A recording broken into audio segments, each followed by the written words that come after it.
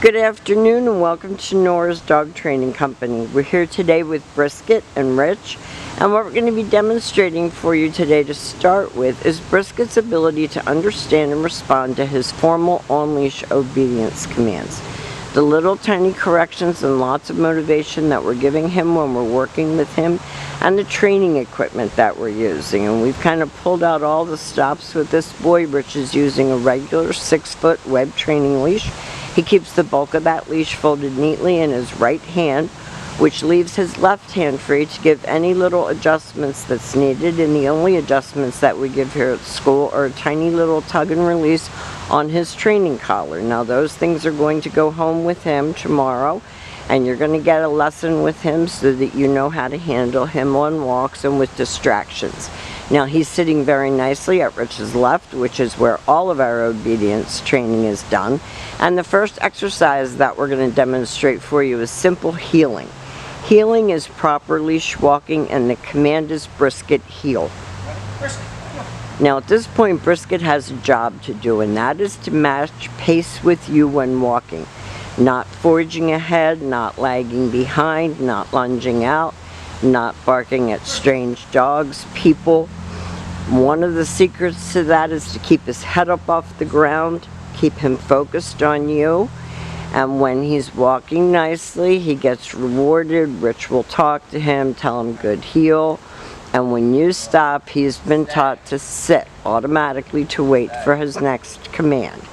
This is your sit-stay. It is a hand and a voice command, and because it is a stationary exercise, it is a one-word command. To continue practicing at home, we do recommend that you practice indoors as well as outdoors, and you lengthen out the amount of time he can hold it and the distance that you can go.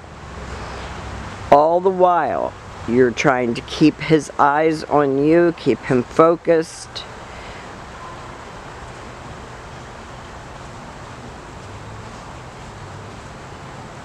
He's a handsome fellow. Nice automatic sit, a click for praise. Sometimes we follow up that click with a treat, sometimes we don't. We don't want everything that he does to be rewarded with food, or they start becoming food obsessed. This is your recall or your come on command, and he's been taught to return to heel and to sit automatically.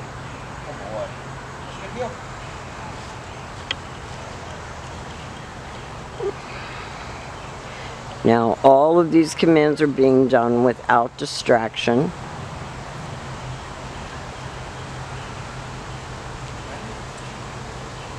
Nice sit. Stay. Good eye contact. He's focused on Rich. He's looking at him. And Rich will demonstrate that come on command again. And we have butterflies. There's a distraction for you. Back to heel and back sitting.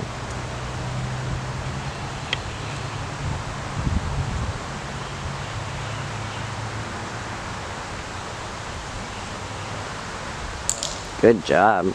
Down. This is your down and stay. And you can again practice this indoors as well as outdoors. We want you to have the most success that you can with him. Down. Rich was correcting him for sniffing, because he's not supposed to sniff when he's in the down, and that's much better accomplished indoors because there's lots of good smells out here. But Rich didn't give up, and so you notice that when you put him into a down and he's sniffing, which often precedes getting up, he corrected him and put him back into a down 3 times.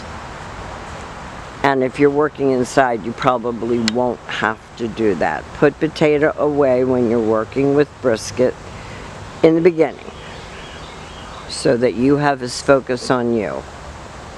So we have demonstrated for you his heel, his auto sit, his sit and stay, his sit, stay and come, his down and stay, and his down, stay and come. So these are the commands that you're going to practice with him indoors as well as outdoors, to keep him focused, to learn to focus on you and not us, and make that transfer of authority as smooth as possible, and we will be back.